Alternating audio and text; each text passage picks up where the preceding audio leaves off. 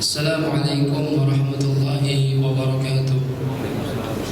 Bismillah walhamdulillah wassalatu wassalamu ala rasulillah Muhammad ibn Abdillah wa ala alihi wa sahbihi wa man tabi'ahu wa wala la hawla wa la quwwata illa billah subhanaka la ilma lana illa ma 'allamtana innaka antal alimul hakim.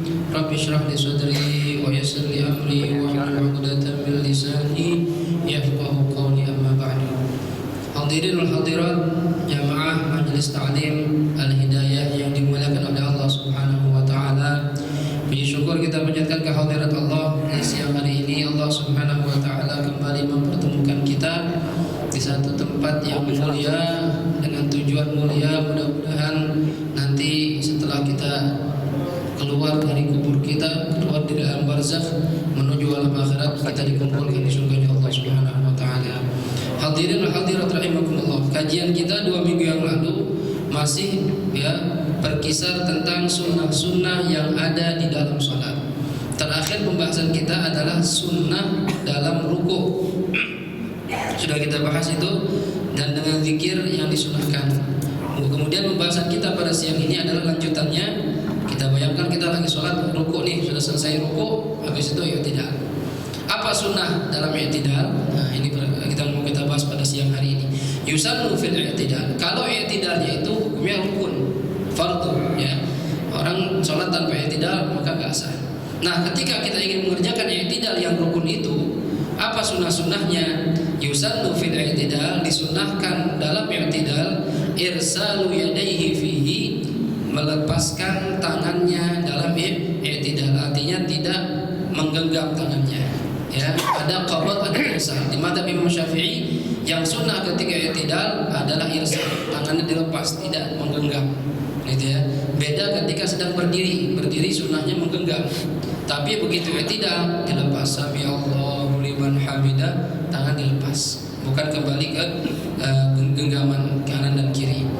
Nah, ini pendapat terkuat di madzhab Imam Syafi'i. Walaupun ada yang mengatakan sunnah juga qabd, seperti madzhab Imam Abu Hanifah kalau salah ya, beliau qabd ya ketika i'tidal. Tapi madzhab kita enggak, irsal ya, dengan dalilnya masing-masing. Jadi enggak usah main salah-salahan, boleh-boleh aja. Ya mau irsal boleh, mau i'tibaq juga boleh. Ya, kalau itu pendapat yang dengan cara menggenggam ya silahkan. Tapi kalau madzhab Imam Syafi'i adalah irsal, dilepas tangannya gitu ya. Kemudian wa an yaqula hala raf'i ra'sihi, dan disunahkan tadi tangannya dilepas, dan disunahkan ketika dia mulai mengangkat kepalanya mengucapkan sami Allahu liman hamidah ya. Jadi ketika kita ruku kemudian pengen bangun, ketika kapan mulai baca sami Allah, begitu kepala mulai naik sami Allahu liman hamidah. Jadi awal baca sami Allah bareng sama awal mengangkat kepala. Akhir baca sami Allah ya atau tasmi' berbarengan dengan akhir posisinya tegak lurus. Jadi bareng sami Allahu liman hamidah gitu. Ya.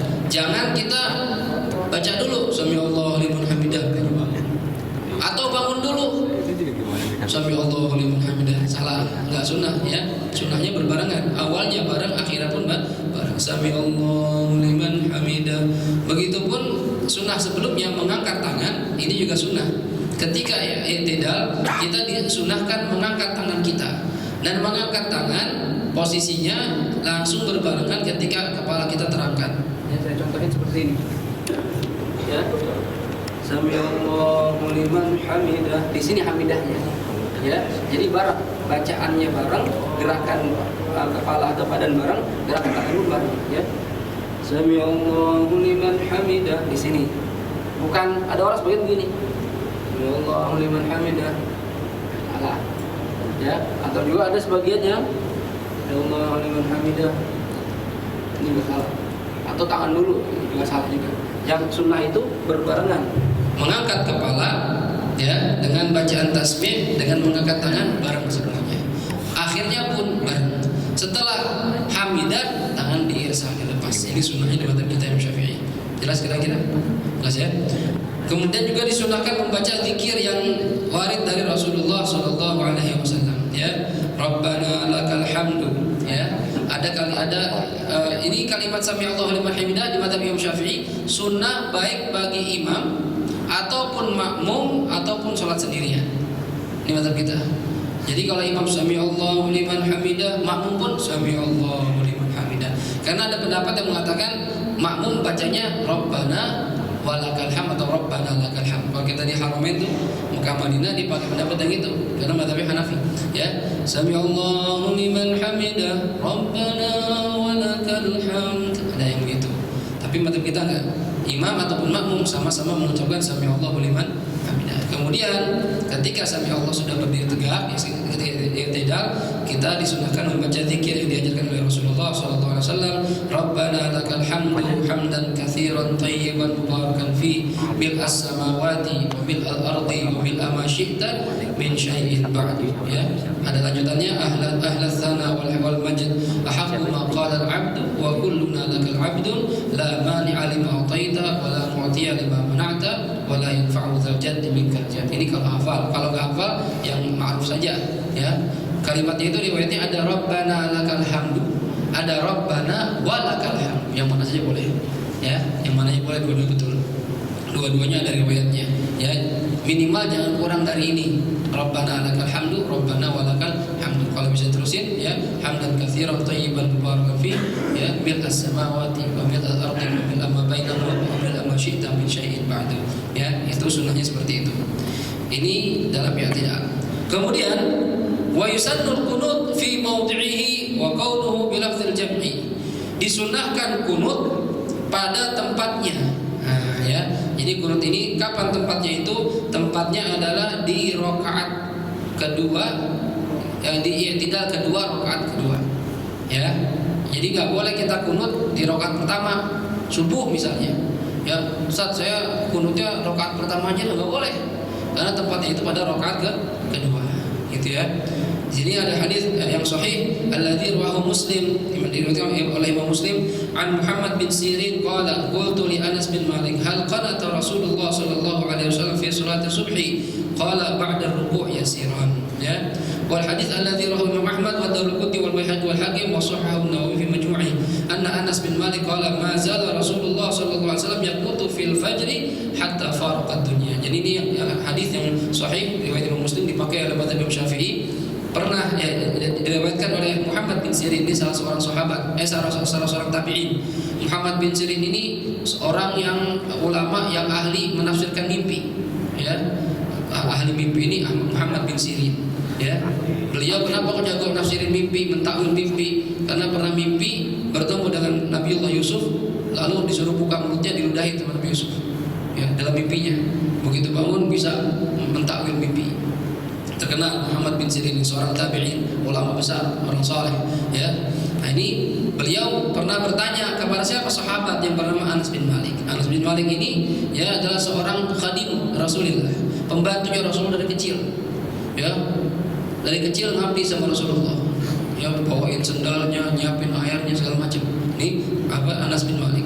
Maka didoakan kaya sama Rasulullah, kaya sampai akhir hayatnya, dan keturunan banyak. Ya, anaknya sama cucu ketika dia meninggal dunia sampai ratusan. Ya, keberkahannya masya Allah, ilmunya, hartanya, keturunan berkah. Karena sebab dia khidmah sama Rasulullah Sallallahu Alaihi Wasallam. Maka sekarang banyak para santri itu khidmah sama kiai. Ada yang nyapu rumahnya, ya, ada yang bercuci mobilnya. Supaya apa? Pengen dapat keberkahan dari orang-orang soleh. Sebagaimana sahabat berkhidmah kepada Rasulullah Sallallahu Alaihi Wasallam. Ya. Ini Muhammad bin Sirin pernah bertanya kepada Anas bin Malik, qultu li Anas bin Malik. Saya pernah berkata atau bertanya kepada Anas bin Malik, hal qanata Rasulullah fi salati subhi? Wahai sahabat Anas, apakah Rasulullah SAW melakukan kunut dalam salat subuh? Apa jawabnya sahabat Anas? Qala ba'da ruku' yasiran. Ya, Rasulullah, ya, melakukan kunut setelah rukuk sebentar, ya, pada salat subuh. Kemudian di hadis yang lain juga diriwayatkan oleh Imam Ahmad, wa Daruqutni, Imam Baihaqi, Imam Hakim, dan disahih oleh Imam Nawawi dalam kitab Majmu'nya, bahwasannya Anas bin Malik berkata, mazala Rasulullah sallallahu alaihi wasallam yaqnutu fil fajri hatta faraqad dunya. Tidak henti-hentinya Rasulullah melakukan kunut dalam salat fajar sampai berpisah dari dunia, berpisah dengan dunia, sampai beliau meninggal dunia. Ini hadis yang sahih dipakai oleh mazhab Imam Syafi'i. Ya, kalau seandainya ada perbedaan pendapat masalah kunut, ada sebagian mazhab yang mengatakan kunut tidak sunnah, silakan saja, nggak masalah. Cuma intinya kembali lagi, jangan berantem cuma gara-gara kunut. Ini kita gara-gara kunut ini ribut orang Islam ini. Jangan sholat di situ, kenapa nggak pakai kunut? Ya, masa gara-gara nggak kunut nggak sholat di situ? Jangan di situ, kenapa dia pakai kunut orang NU? Jangan sholat di situ. Nah, ini bid'ah ya. Jangan menyalah-nyalahkan, masing-masing semua punya dalilnya. Ya, para ulama itu bukan orang bodoh. Ya, jadi kita yang orang awam yang nggak ngerti apa-apa udah diam, jaga mulut kita. Ya, ulama beda pendapat aja nggak ribut. Ente orang cerek doang dia ribut, nggak usah diam aja udah. Ya, ini apa pembahasan para ulama-ulama berilmu. Ya, orang awam nih, kita nggak bisa apa-apa. Ilmu kita jauh dari mereka. Mereka saja tidak mengkafir-kafirkan, tidak mensesatkan orang lain yang beda pendapat. Lah kita ngapa melebihi mereka? Ilmu kita nggak ada apa-apanya, gitu ya. Jadi ini masalah kunut, masalah khilaf di antara para ulama. Dulu Buya Hamka pernah mengatakan, saya waktu baru baca satu kitab, saya mengatakan yang kunut itu tidak sunnah. Ya, orang yang kunut itu tidak melakukan sunnah atau di luar sunnah. Tapi begitu saya baca 100 kitab, saya katakan yang kunut itu sunnah, yang tidak kunut juga sunnah. Kenapa? Masing-masing punya dalil. Itu kalau orang berilmu itu begitu. Semakin luas ilmunya, semakin bisa memahami perbedaan pendapat. Nggak sempit pikirannya, nggak picik, satu doang ngaji sama dia doang gurunya. Akhirnya yang beda dari dia disalah-salahin. Ya, guru yang ngajarin nggak boleh tahlil, yang tahlil tak disalah-salahin, dibid'ah-bid'ahin. Mohon maaf, ini banyak saudara kita ini berani banget sekarang mengkafir-kafirkan saudaranya. Ingat kata Rasulullah SAW, ya, man kafara akhahu faqad ba'a ahaduhuma. Orang yang mengkafir-kafirkan saudaranya maka salah satunya sudah jadi kafir. A'udzubillah min dzalik. Ini yang tahu ilmu kafir atau tidak Allah Subhanahu wa taala. Allah tahu hati seseorang, bukan kita yang menghukumi dia kafir. Kecuali jelas dia melakukan perkara yang memang itu diharamkan oleh syariat secara ijma'. Ini cuma gara-gara tahlil, gara-gara ziarah, gara-gara maulid, ngafir-ngafirin saudaranya. Kata Allah, seandainya kata Rasulullah, kalau salah satunya memang kafir yang dikatakan itu kafir, ya udah kafir tuh. Tapi kalau yang dikatain ternyata menurut Allah, menurut ilmu Allah tidak kafir, berarti yang ngatain kafir dia yang kafir. Hati-hati nih, takfir itu perkara yang sangat dijauhi oleh para ulama kita. Jadi hati-hati, jaga lisan kita, jangan termakan dengan ajaran guru-guru yang membuat kita berani mengkafir-kafirkan saudara kita. Ulama aja, ulama besar nggak sembarangan berani mengkafiri para ulama lainnya. Bagaimana kita orang awam yang nggak ngerti apa itu takfir, ya, apa itu bid'ah, nggak ngerti. Ini kadang kelewat batas ini kita nih. Ya, ayo hati-hati para hadirin. Kita ini orang muslimin, ummatan wahidah, satu umat yang satu. Kita ini jangan bercerai-berai. Perbedaan pendapat itu pasti ada di kalangan para ulama kita. Cuma kita jangan ribut cuma gara-gara ini doang. Ya, orang lain udah ngurusin bulan Mars, kita masih ngurusin kunut sama tahlil. Sampai kapan Islam maju? Ya, hadirin hati-hati, jaga lisannya. Ya, kalau Anda tidak punya ilmu dalam masalah ini, jangan ngomong. Ya, jangan jadi sotoy, atau sotoy. Ya, so tahu, ya, bukan bidangnya ngomongin bid'ah, bukan bidangnya ngomongin kafir, musyrik. Hati-hati, ya. Biarkan ulama yang berdebat, yang memberikan dalil masing-masing, kita ngikut aja orang. Jangan jaga persatuan kita, jangan ribut cuma gara-gara ini. Ya, jadi kunut itu di mazhab Imam Syafi'i sunnah. Ya, ada kunut ratibah, ya, ada kunut nazilah. Dua jenis kunut ini. Ya, kunut yang pertama, kunut ratibah ini ada pada sholat subuh di i'tidal rakaat kedua. Nih sunnah. Ya. Kemudian ada kunut yang ratibah juga adalah kunut dalam sholat witir di pertengahan kedua bulan Ramadan. Bahkan mazhab Malik, ya, dari awal Ramadan sampai akhir itu kunut sunnah tuh dari awal di witir rakaat terakhir. Ya, kalau kita mazhab Syafi'i bukan dari awal, tapi di pertengahan kedua dari malam 16 itu witirnya sunnah pakai kunut. Bacaan kunutnya sama persis seperti kunutnya sholat subuh. Ya, ini namanya kunut ratibah yang rutin. Ada kunut nazilah, kunut yang sewaktu-waktu Nabi kerjakan. Misalnya orang Islam sekarang diserang orang musyrikin, perang, timbul wabah besar, banyak yang meninggal dunia. Ini sunnah bagi kita kaum muslimin, walaupun kita nggak mengalami sunnah melakukan kunut nazilah. Kapan waktunya? Setelah sholat apa? Di setiap sholat boleh. Subuh, zuhur, asar, maghrib, isya, boleh, silahkan. Waktunya kapan? Di rakaat terakhir. Ya, Jadi seandainya misalnya Jumatan tiba-tiba imamnya baca kunut, jangan heran, entar dibilang bid'ah lagi nih. Itu namanya kunut nazilah. Ngapain imam kok ente kunut, Palestina lagi diserang? Sunnah kita doain. Minimal kita merasakan ya penderitaan saudara kita, bantu dengan cara apa? Nggak bisa bantu duit, nggak bisa bantu tenaga, bantuin doa. Itu ya. Kalau waktu saya di Hadramaut itu kita tiap hari pada asar atau pada isya, imam guru saya itu kunut nazilah, doain kaum muslimin semuanya. Ini sunnah. Nabi pun dulu begitu. Ketika sahabat berperang, Nabi di Madinah kunut nazilah, doain para sahabat. Apalagi ketika banyak para hufadzul Quran yang mati, Nabi mendoakan semua. Ya. Nah ini kunut nazilah, sunnah semuanya. Gimana cara baca doa kunutnya?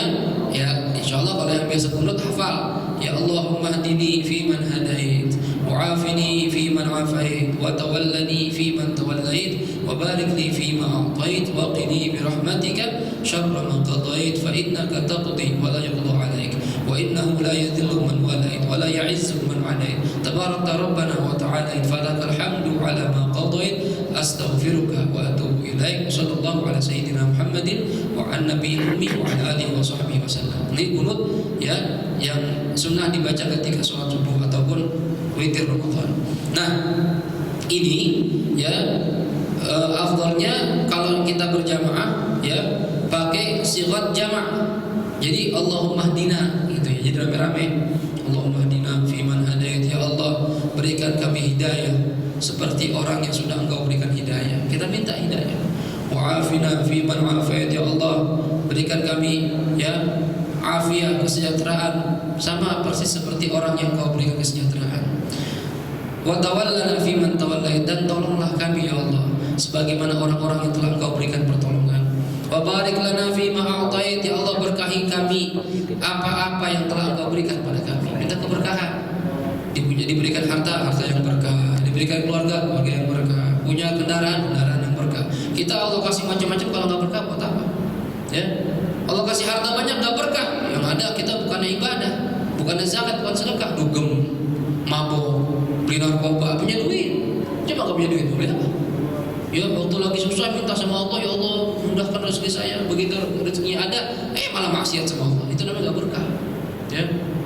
Punya istri, minta yang berkah, istri yang salehah. Dulu waktu belum punya istri rajin, ibadah rajin, baca Quran rajin, begitu punya istri nggak pernah ibadah, ngurusin bini. Bang kemol gara-gara bini. Itu nggak berkah tuh bini begitu. Ya, cari istri yang bisa membuat kita lebih dekat lagi sama Allah Subhanahu wa taala. Ya. Pengen punya rumah, minta sama Allah. Begitu punya rumah, lingkungannya kagak enak. Dulu biasa kita sering zikir, sering taklim bareng-bareng, di situ nggak ada teman-temannya. Yang ada ngajakin jalan-jalan, nggak berkah namanya. Hati-hati, minta sama Allah diberikan sesuatu tapi berbarengan dengan keberkahan. Yang penting. Wa qina syarra ma qadait, dan lindungi kami dari keputusan Engkau, qada Engkau yang jelek ya Allah. Jadi kalau Allah punya qada yang jelek, jangan pada kita dah. Ya, dikasih penyakit, dikasih musibah, dikasih macam-macam, jangan sama kita ya Allah. Hindari kami dari keputusan Engkau yang tidak baik. Fa innaka taqdi wa la yuqda 'alaik, karena sesungguhnya Engkau adalah zat yang memberikan keputusan dan tidak ada yang bisa memutuskan pada Engkau. Engkau yang punya keputusan. Ya, orang lain tidak bisa ikut campur. Wa innahu la yadhillu man walait, dan sesungguhnya tidak ada yang bisa merendahkan orang yang telah Engkau tinggikan, yang telah Engkau tolong, enggak bisa ada yang merendahin lagi. Ya, wa la ya'izzu man 'alait, dan tidak ada yang bisa memuliakan orang yang Engkau musuhi. Ini semua kekuasaan ada pada Allah Subhanahu wa taala. Tabarakta rabbana, maha suci Engkau wahai Tuhan kami, wa ta'ala, dan maha tinggi Engkau. Falakal hamdu, maka segala puji bagimu, ala ma qadait, atas segala sesuatu yang telah Engkau putuskan. Apapun keputusan Allah, alhamdulillah. Ya, ini masya Allah nih, orang sudah bisa begini. Apapun Allah berikan pada kita, Allah putuskan pada kita, alhamdulillah. Kehilangan istri, alhamdulillah. Kehilangan anak, alhamdulillah. Gak dapat jodoh, alhamdulillah. Ya Allah, putusan Allah gimana? Ya, jomblo terus. Ya, tapi memang pada intinya sebenarnya, walaupun kelihatan itu musibah kelihatannya, cuma sebenarnya itu adalah nikmat dari Allah Subhanahu wa taala. Kalau kita mau belajar di situ. Ustaz, siapa yang pengen kehilangan anak? Alhamdulillah sebenarnya. Makanya ulama mengatakan walhamdulillah ala kulli hal. Segala puji bagi Allah dalam segala kondisi. Kita kan alhamdulillah dalam hal nikmat doang. Tapi kalau orang ahli hakikat, semua alhamdulillah. Ya, cuma karena kita nggak tahu rahasia di balik itu. Ya. Orang kehilangan istri, alhamdulillah. Siapa tahu ada percakapan lagi. Kita nggak tahu. Orang kehilangan anaknya meninggal dunia, alhamdulillah. Kenapa? Siapa tahu anaknya ini kalau gede nggak jadi orang soleh, Allah ganti dengan anak yang soleh. Ya, kita nggak tahu semuanya. Makanya biasakan alhamdulillah. Cuma memang berat, apalagi kalau lagi kena musibah. Ya, Allah kan katakan orang-orang sabar itu kalau kena musibah, alladzina idza asabatum musibah qalu inna lillahi wa inna ilaihi raji'un. Ini orang-orang sabar. Tapi derajat lebih tinggi lagi, alhamdulillah. Cuma jangan depan orang. Ya, sama. Istri itu meninggal, ya Allah, alhamdulillah. Alhamdulillah depan orang, jangan. Itu kayak girang amat ya. Yang dikatain orang. Ya, apalagi depan mertua, wah bisa dicewek kita. Ya. Jadi semua ini segala puji bagi Allah. Allah berikan kepada kita. Kita lahir ke dunia nggak punya apa-apa. Sekarang kita punya macam-macam. Kacamata itu kita nggak pakai, nggak punya kita kacamata. Tapi Allah kasih kita semua. Jadi kalau yang punya mau minta lagi, jangan marah-marah. Ya, ya Allah, motor saya hilang ya Allah. Iya, pusing ya memang. Coba kembalikan pada Allah. Iya, dulu saya nggak punya motor. Allah kasih motor. Harusnya sambil ya bersabar plus bersyukur sama Allah Subhanahu Wa Taala. Makanya kata para ulama itu, orang kalau kena musibah ada 3 kemungkinan. Ya musibah apapun itu, penyakit, kehilangan harta, kehilangan orang yang dicintai, ada 3 kemungkinan. Kemungkinan pertama, Allah ingin angkat derajatnya di orang di sisi Allah Subhanahu Wa Taala. Apa ciri-cirinya orang yang kena musibah tapi ingin diangkat derajatnya? Ketika kena musibah, dia sabar kepada Allah, dia tawakal pada Allah, bahkan dia bersyukur pada Allah Subhanahu Wa Taala. Nah, ini mungkin bukan derajat kita nih, yang kita masih belum bisa begini. Derajat kedua, Allah ingin hapuskan dosa-dosanya.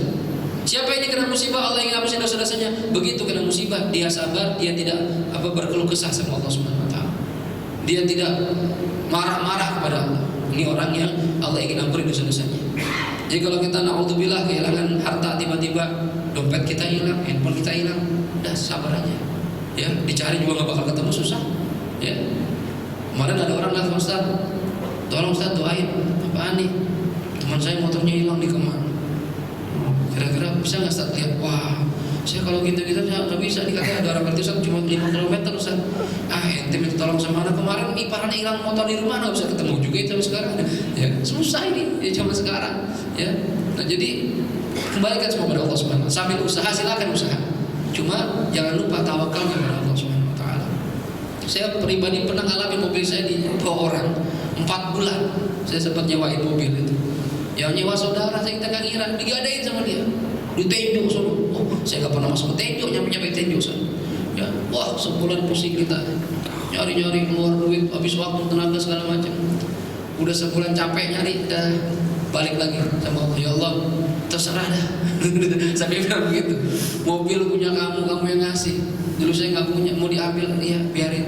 Kalau mau balikin, memang milik saya, balikin. Terima kasih ya Allah. Udah. Tawakal aja deh. 4 bulan tuh mobil balik. Yang bawa mobil itu balik ke rumah, ketemu sama keluarganya, ditanya sama keluarganya, akhirnya ditebus dibalikin. Alhamdulillah masih ada rezeki kita. Tapi kalau sudah bukan rezeki kita, gimana? Diambil sama Allah Subhanahu Wa Taala. Gak usah kita muring-muring. Kalau Allah kasih musibah, kita marah-marah, nggak terima dengan qada Allah, masuk kategori ketiga.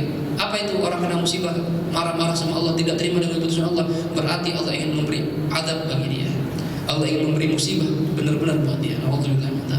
Nah, kita tergantung bagaimana cara menyikapi kita kalau ada masalah. Biasain ya, selalu tawakal sama Allah, bersabar sama Allah. Ya, kalau nggak bisa bersyukur ya minimal sabarlah. Ya, sambil usaha, sambil sabar, sambil tawakal. Itu ya. Nah, ini kunut. Doanya begitu mulia, insyaallah diajarkan oleh baginda Rasulullah sallallahu alaihi wasallam. Wa yusannu fihi raf'ul yadain. Disunahkan dalam membaca kunut sambil mengangkat tangan. Angkat tangan, ya, afdolnya itu tangan diangkat ya setinggi bahu kita, kemudian dirapatkan antara kanan dan kiri. Sambil baca Allahumma hdina fiman hadait. Begitu tangan kita menengadah begini, pandangan mata kita ke tangan kita, bukan ke tempat sujud. Jadi begini. Jadi nggak usah kita gini. Nggak usah. Kan sunnahnya kan dalam sunat melihat ke tempat sujud, tapi ketika itu tidak tangan hanya. Ya. Ustaz gimana kalau dibuka? Ya tetap sunnah, artinya tetap dapat sunnah angkat tangannya, cuma nggak sempurna. Ya, ibaratnya ini kan kalau dari segi logika, kita kan doa itu minta sama Allah. Yang namanya minta kan nanti akan Allah tumpahkan keberkahan, maghfirah, rahmat. Nah, kalau tangan kita menengadah, buka ya, jebol dia, ya, cuma kalau begini, ya terangkat, ya kita terima seluruhnya. Itu adabnya dalam berdoa. Jadi doa itu pakai adab. Kemudian wal jahru disunahkan ya membacanya dengan kencang, ya membaca kencang. Kapan? Fi kulli kunut, dalam semua kunut, ad-du'a wa thana wa shalah ala Nabi sallallahu alaihi wasallam walau shallaha nahar. Jadi sebenarnya baca kunut itu dari awal sampai akhir dikeraskan suara, diangkat suaranya. Tapi yang diamalkan oleh ulama kita di Indonesia ini, ya, itu ketika kan kunut itu terbagi dua, ada sana pujian, ya, kemudian ada pertama doa, kemudian sana pujian, kemudian salawat kepada Nabi Muhammad SAW. Ini 3 bagian dari kunut. Nah, semuanya sebenarnya sunnahnya baca kencang. Jadi imam nih misalnya nih, kencang semuanya, Allahumma hdina fiman hadait, amin, wa'afina fiman afait, amin, gitu kan? Ya, begitu sampai akhir. Tapi prakteknya ulama kita ikut pendapat yang kencangnya itu hanya ketika lagi doa saja. Allahumma hdina fiman hadait, amin, gitu kan? Nah, begitu kalimat fa innaka taqdi, ini kan memuji Allah. Bukan doa, pujian. Fa innaka taqdi wa la yuqda 'alaik. Ini ulama kita bacanya sir pelan. Sebenarnya yang afdal itu pendapat terkuat sama-sama kencang, gitu ya. Nah, ketika jadi imam, makmum ketika imam membaca doanya disunahkan amin saja, nggak usah ikut baca. Allahumma hdina fiman hadait, makmum amin, wa'afina fiman afait, amin, wa tawallana fiman tawallait, amin, wa barik lana fima a'tait, amin, wa qina bi rahmatika syarra ma qadait, amin. Ketika fa innaka taqdi, ini sunnahnya imam dan makmum baca bersama-sama. Fa innaka taqdi wa la yuqda 'alaik wa innahu la yadhillu man walait wa la yu'izzu man 'adait tabarakta rabbana wa ta'ala falakal hamdu 'ala ma qadait nastaghfiruka wa natubu ilaik. Nah, ketika sampai sana ini pujian namanya. Habis itu salawat. Salawat di mana? Baca bersama-sama imam. Wassallallahu ala sayyidina Muhammadin nabiyil ummi wa ala alihi wa sahbihi wasallam. Begitu selesai wasallam, imam baca, makmum ikut baca. Setelah selesai baca imam, makmum baca lagi amin. Sunnahnya begitu sebenarnya, ya. Jadi di kita ini ada praktiknya jarang kayak begini. Biasanya ketika fa innaka taqdi udah pelan sampai selesai. Sebenarnya nggak begitu, baca terus, ya, sampai sallallahu alaihi sayyidina Muhammadin nabiyil ummi wa ala alihi wa sahbihi wasallam, amin, baru sujud. Itu kunut yang sunnah, jelas ya. Baik. Kemudian ini kunut yang diriwayatkan oleh Sayyidina Hasan bin Ali bin Abi Thalib. Ada lagi kunut yang diriwayatkan oleh sahabat Umar bin Khattab, pernah diajarkan juga oleh Rasulullah SAW. Allahumma inna nasta'inuka wa nastaghfiruka wa nastahdik wa nu'minu bika wa natawakkalu 'alaik wa nuthanni 'alaika al-khaira kullah nashkuruka wa la nakfuruk wa nakhla'u wa natruku man yafjuruk. Allahumma iyyaka na'bud wa laka nusalli wa nasjud wa ilaika nas'a wa nahfid narju rahmatak wa nakhsha 'adzabak inna 'adzabaka al-jid wa bil kufari mulhik. Ini kunut yang Rasulullah ajarkan kepada Sayyidina Umar bin Khattab. Hadirin mau baca yang mana saja boleh, dua-duanya sunnah. Cuma kita biasanya yang tadi Allahumma hdina fiman hadait, ya, boleh itu. Kemudian wa ta'min, membaca amin. Setelah kunut selesai baca amin. Wassalatu wassalamu ala nabi wa alihi wa sahbihi fihi. Ya, baca salawat dan salam atas Nabi Muhammad dan keluarga Nabi serta sahabat Nabi Muhammad sallallahu alaihi wasallam. Jelas ini? Ya, ini sunnah-sunnah ketika kunut, ya. Kemudian sunnah berikutnya wa yusannu fi sujud. Sunnah-sunnah yang ada ketika sedang sujud. Karena setelah kita kunut nih, kita turun Allahu akbar. Sujudnya rukun. Ya, sujudnya itu rukun. Tapi apa sunnah ketika sujud? Sunnah pertama wad'u rukbatayhi thumma yadayhi thumma jabhatihi wa anfihi ma'an. Sunnah ketika sujud adalah meletakkan pertama kedua dengkulnya, kemudian kedua tangannya, kemudian jidatnya berbarengan dengan hidungnya. Ini sunnahnya begini. Ya, ini mazhab kita Imam Syafi'i. Ya, setelah kita kunut atau kita Allahu liman hamidah, sunnahnya itu letakkannya ya otomatis kaki duluan, kaki nempel, ya. Kemudian dengkul. Ini yang pertama. Kemudian tangan. Ya, posisi tangan sejajar sama bahu. Ya, posisi dengkul berapa jauh Ustaz? Apa jauh banget? Apa deket banget? Ini sejajar, lurus. Ya, kalau memungkinkan, kalau tempat sempit nggak usah dipaksain. Ya, ini lurus. Jadi nggak usah terlalu maju. Ya, tapi lurus, tangan sejajar dengan bahu.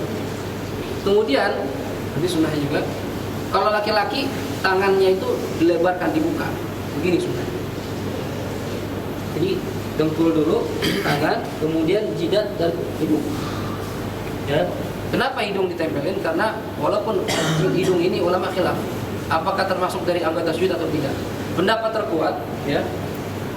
Pendapat terkuat di mazhab Syafi'i, anggota sujud ada 7. Ya. Yang pertama, ini paling inti, jidat, jabhah. Ini anggota inti dari sujud. Ya, nggak ada khilaf dalam masalah ini. Semua mengatakan ini anggota sujud. Tapi yang 6 ini ulama khilaf. Ya, apa yang 6 itu?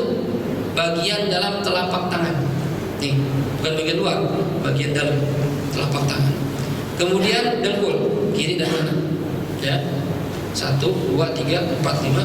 Kemudian jari kaki bagian dalam. Maaf saya tonjolin. Bukan ininya, tapi ini. Ini harus nempel, ya.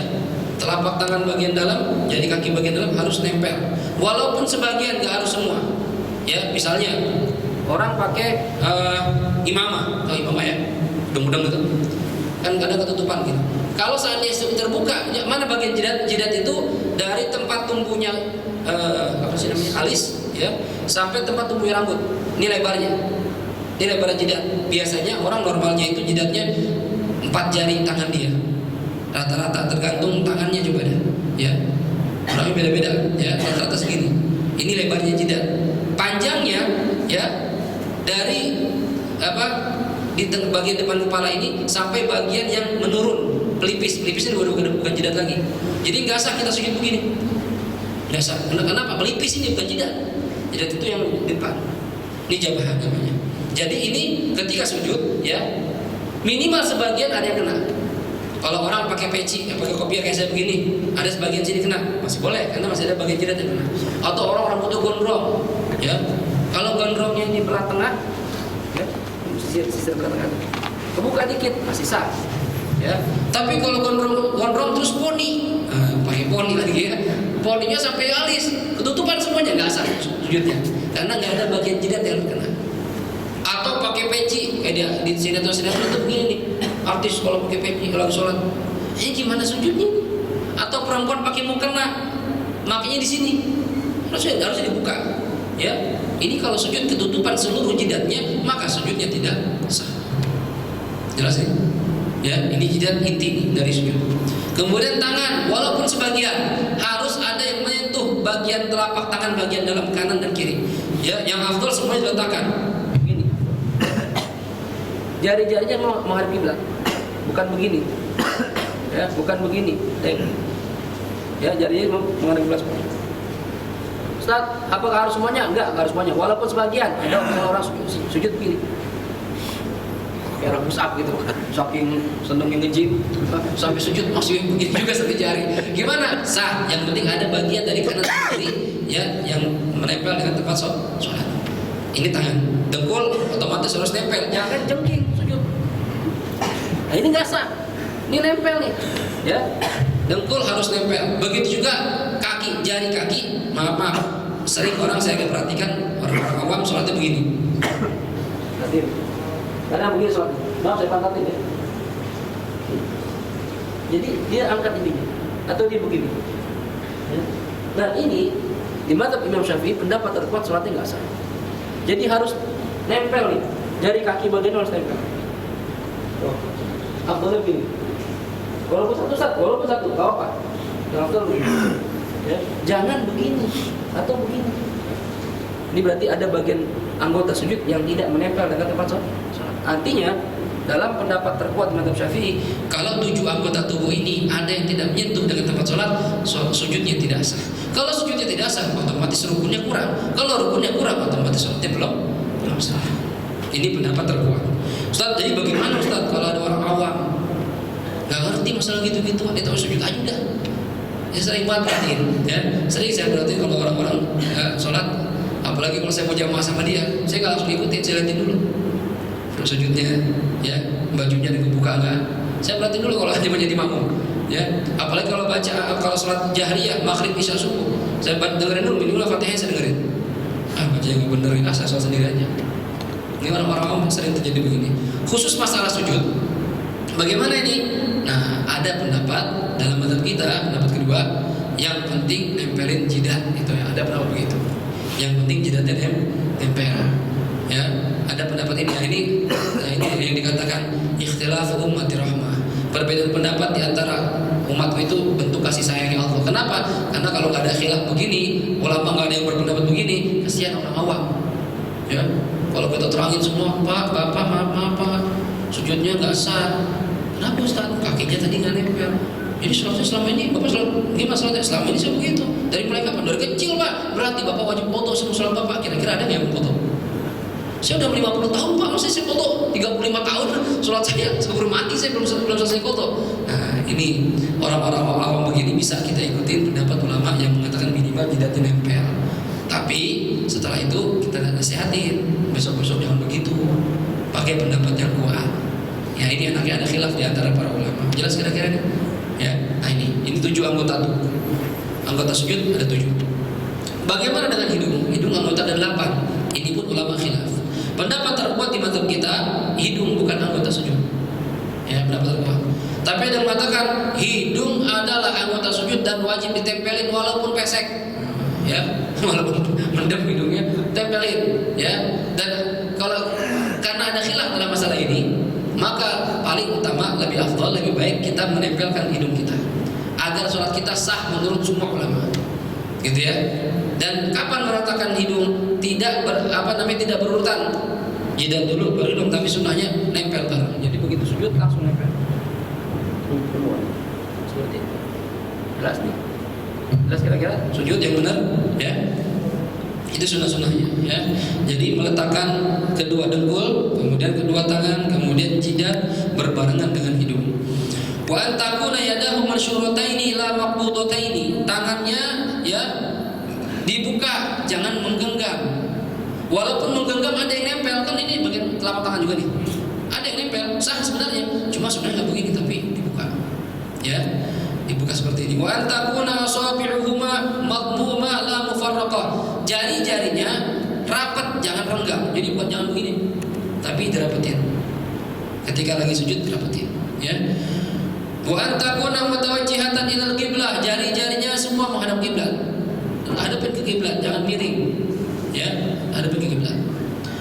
Wa an yujafi ar-rajul baina mirfaqaihi wa jambaihi wa baina batnihi wa fakhidaihi. Laki-laki begitu sujud antara perut sama pahanya renggang, antara tangan sama lambungnya renggang. Tadi bahkan dalam riwayat itu Nabi digambarkan seandainya ada anak kambing lewat itu bisa lewat. Ya.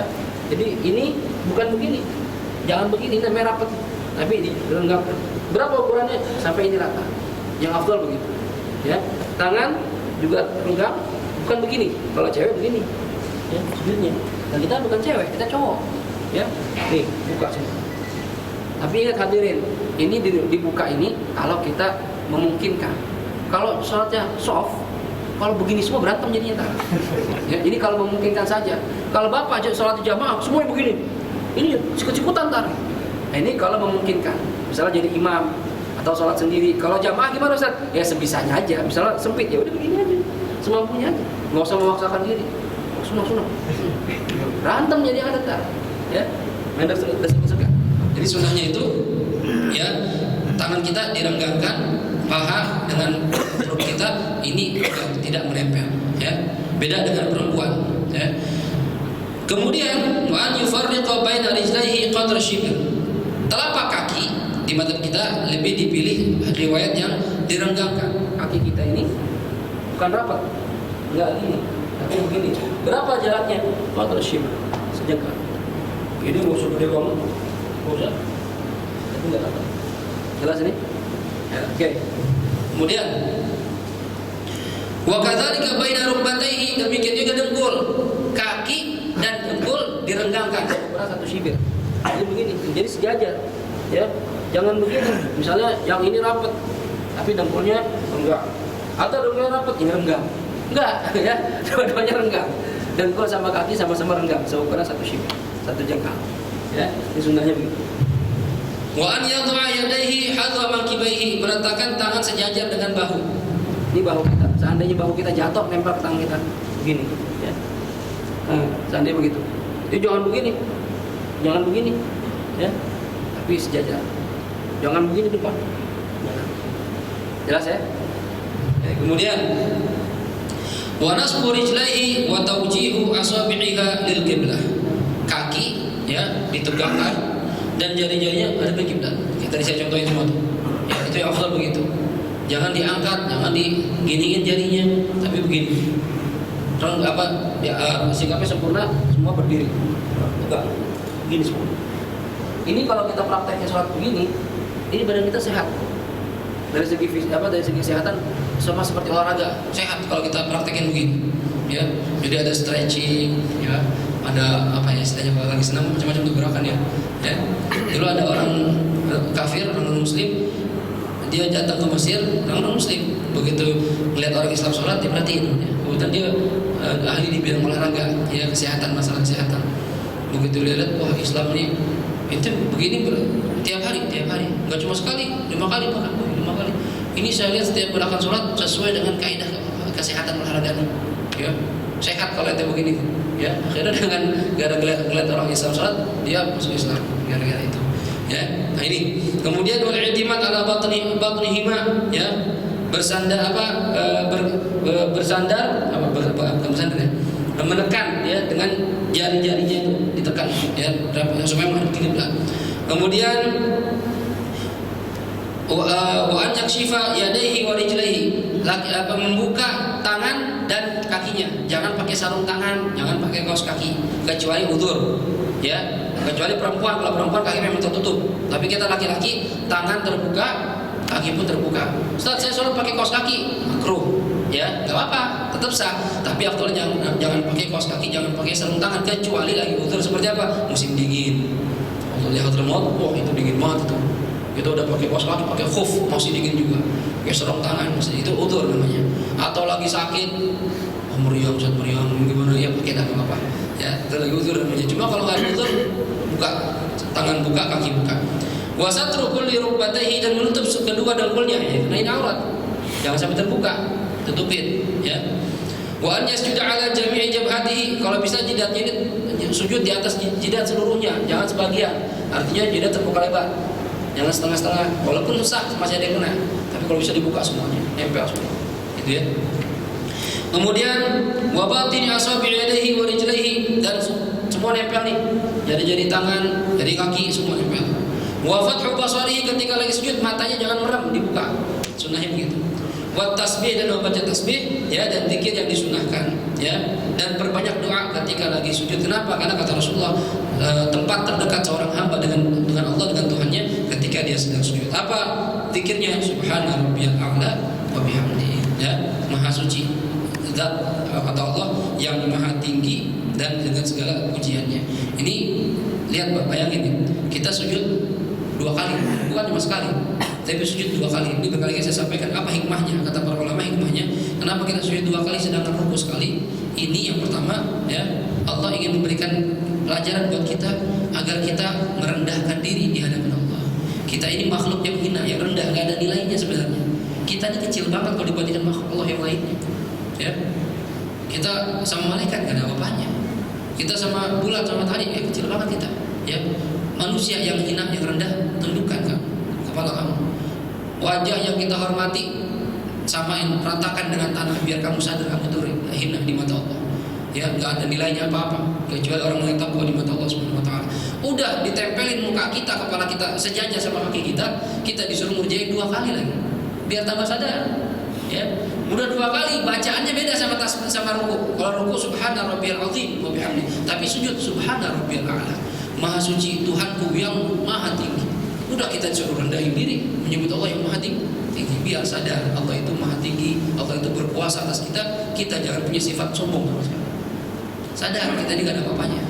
Ya, baru pinter dikit sombong, baru kaya dikit sombong, baru punya perusahaan sombong, sama orang gak mau kenal, gak mau negor, ya ini sombong, gak boleh. Ya, Allah sangat benci sama orang yang punya sifat sombong di hatinya. Nauzubillah min dzalik. Ya, nah ini sunnah-sunnahnya subhana rabbil a'la wa bihamdi 3 kali. Kalau bisa ditambah doa, Allahumma laka sajadtu wa bika amantu wa laka aslamtu, sajada wajhi lilladzi khalaqahu wa sawwarahu wa syaqqa sam'ahu wa basarahu bihaulihi wa quwwatihi fatabarakallahu ahsanul khaliqin. Ini sunnah-sunnah ketika mengerjakan sujud. Saya kira saat ini cukup sampai sini. Apakah ada yang mau bertanya sesuai tema atau di luar tema? Dipersilakan, kalau enggak saya tutup kajian kita. Silakan Pak. Waalaikumsalam.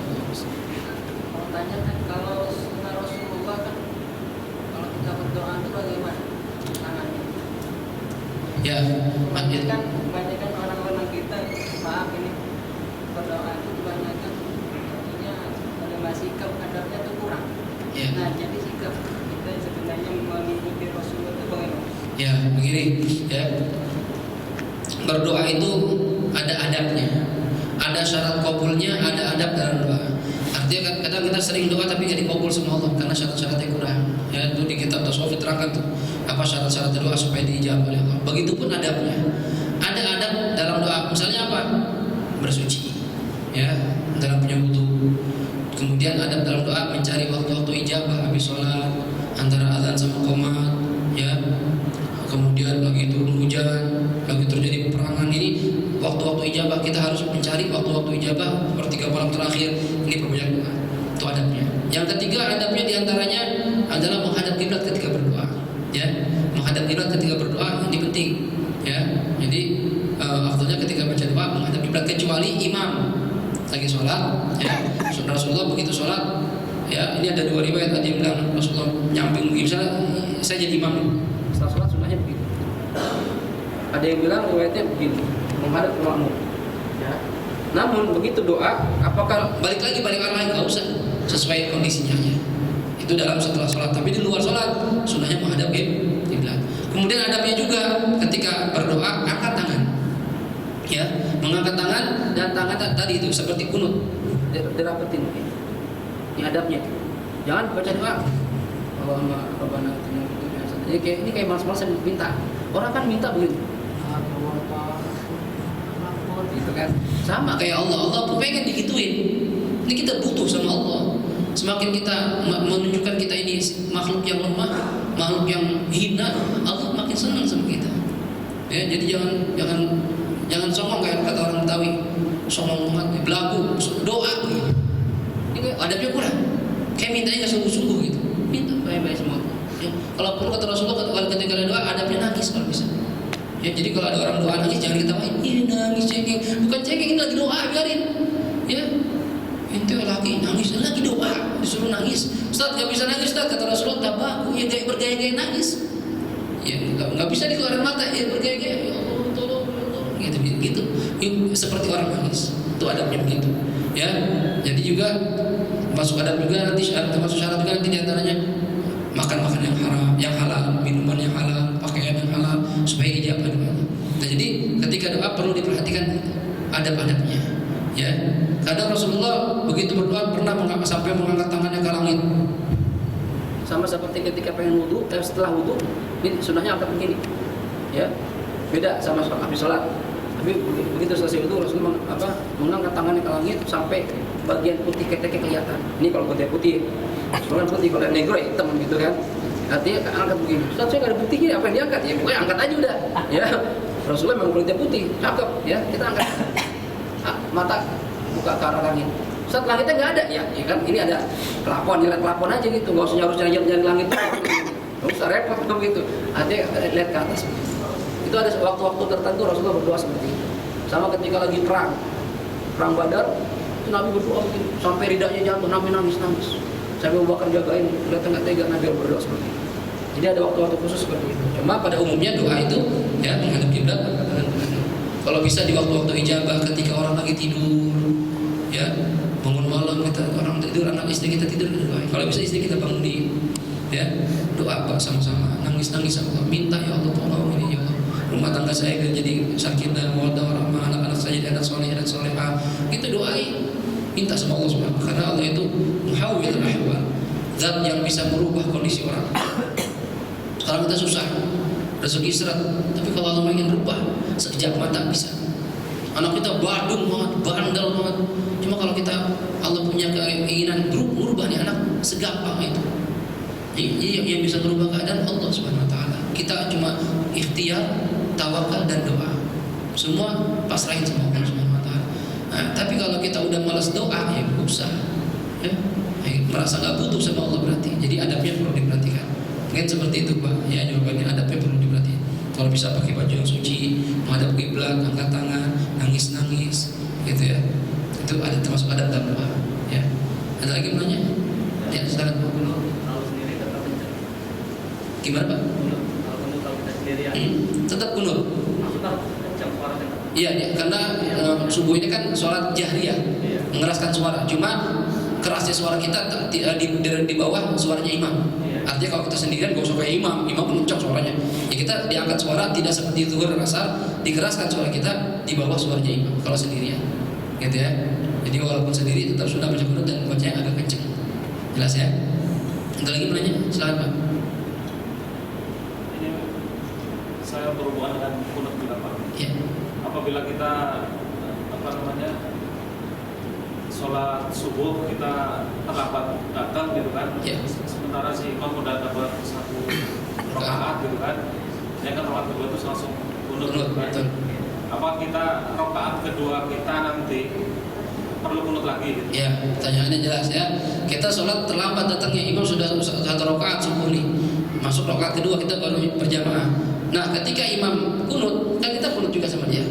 Setelah imam salam kita bangun lagi, namanya 1 rakaat. Apakah kita sunnah kunut lagi? Iya, sunnah kunut lagi. Karena kunut yang pertama ini kunut bersama imam, yang kedua ini karena kita sholat sendirian. Itu kan 1 rakaat kita sendirian, munfarid.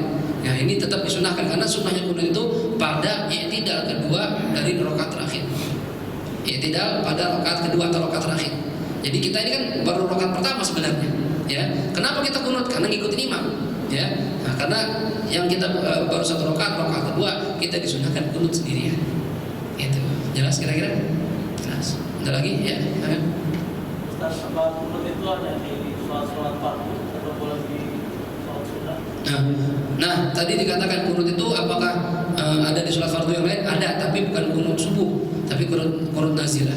Ya, kunut nazilah itu bahkan pernah boleh dikerjakan setiap sholat, zuhur, asar, maghrib, isya, subuh. Bahkan ada mengatakan di sholat itu sholat sunnah pun boleh. Kunut nazilah apabila orang Islam sedang dalam musibah, yang terjadi peperangan, terjadi wabah, musibah besar, kita doain saudara kita walaupun kita nggak kena. Ya, itu boleh. Yang kedua, untuk doa di saat sujud, apakah ada doa-doa yang diajarkan oleh Rasulullah? Kalau yang doa yang Nabi ajarkan yang tadi itu, yang tadi katakan ya, sajada wajhihi lillahi khalaqahu wa sawwarahu wa syaqqa sam'ahu wa basarahu bihaulihi wa quwwatihi fatabarakallahu ahsanul khaliqin. Ini doa yang warid dari Rasulullah. Tapi tidak menutup kemungkinan kalau kita boleh baca doa apa saja dalam sujud. Tapi syarat ketika doa dalam sujud harus dengan berbahasa Arab. Ya, karena tidak warid Nabi berdoa selain dengan bahasa Arab. Ya Ustaz, saya nggak bisa bahasa Arab Ustaz. Doa yang saya hafal doa bahasa Indonesia. Silakan doa, tapi dalam hati jangan ditalafuz, jangan dilafazkan. Karena kalau Anda melafazkan bahasa selain bahasa Arab dalam sholat, apalagi berdoa, maka sholat Anda batal. Itu. Jadi kalau doa apa yang Nabi ajarkan, yang tadi Nabi ajarkan tadi itu, pikirnya seperti itu. Mau diulang-ulang boleh, ya. Cuma kalau kita punya hajat lain, mau berdoa, silakan berdoa dengan bahasa Arab. Kalau nggak bisa bahasa Arab, boleh bahasa apa aja, tapi dalam hati. Jelas kira-kira? Ada lagi? Cukup? Nah, kalau sudah cukup, kita tutup kajian kita dengan baca suratul Fatihah. Kita mohon kepada Allah Subhanahu wa taala, mudah-mudahan ilmu yang kita dapat di siang hari ini menjadi ilmu yang manfaat dunia maupun akhirat, ilmu yang bisa membuat kita lebih kenal dengan syariat Nabi kita Muhammad sallallahu alaihi wasallam, ilmu yang bisa membuat kita lebih dekat, lebih takwa, lebih cinta kepada Allah dan kepada Rasulullah sallallahu alaihi wasallam. Dan kita mohon kepada Allah agar mati kita dalam husnul khatimah, mati dalam kondisi sedang mencari ilmu sehingga dikategorikan matinya mati syahid, dikumpulkan di surga nanti bersama Nabi kita Muhammad sallallahu alaihi wasallam. Ala hadhihi niyyah wa likum niyatin salihah wa ila hadratin Nabi Muhammad sallallahu alaihi wa alihi wasallam. Al-Fatihah. A'udzu billahi minasyaitonir rajim. Bismillahirrahmanirrahim. Alhamdulillahi rabbil alamin arrahmanir rahim maliki yaumiddin. Iyyaka na'budu wa iyyaka nasta'in. Ihdinas siratal mustaqim siratal ladzina an'amta 'alaihim ghairil maghdubi 'alaihim waladdallin. Amin. Astaghfirullahaladzim, astaghfirullahaladzim, astaghfirullahaladzim. Bismillahirrahmanirrahim. Alhamdulillahi rabbil alamin. Allahumma salli ala sayyidina Muhammad wa ala ali sayyidina Muhammad. Rabbana anfa'na bima 'allamtana, Rabbi 'allimna alladhi yanfa'una, Rabbi faqihna wa faqih ahlana wa qarabatin lana fi dinina ma'a ahli al-qudri untha wa dhakar. Rabbi waffiqna wa waffiqhum lima tartadi qawlan wa fi'lan karama warzuqil kulla halalan daima wa akhilla atqiya ulama نحظى بالخير ونكفى كل شر. ربنا أصلح لنا كل شؤون وأقر بالرضا منك العيون واقض عنا ربنا كل الديون قبل أن تأتينا رسل المنون واغفر واستر أنت أكرم من ستر. وصلاة الله تغشى المصطفى من إلى الحق دعانا والوفاء بكتاب فيه للناس الشفاء، وعلى الآل الكرام الشرفاء، وعلى الصحب المصابيح الغرر. اللهم اهدنا بهداك واجعلنا ممن يسارع في رضاك، ولا تولنا وليا سواك، ولا تجعلنا ممن خالف أمرك وعصاك. وحسبنا الله ونعم الوكيل، نعم المولى ونعم النصير، ولا حول ولا قوة إلا بالله العلي العظيم. وصلى الله على سيدنا محمد وعلى آله وصحبه وسلم، والحمد لله رب العالمين، والعفو منكم. السلام عليكم ورحمة الله وبركاته.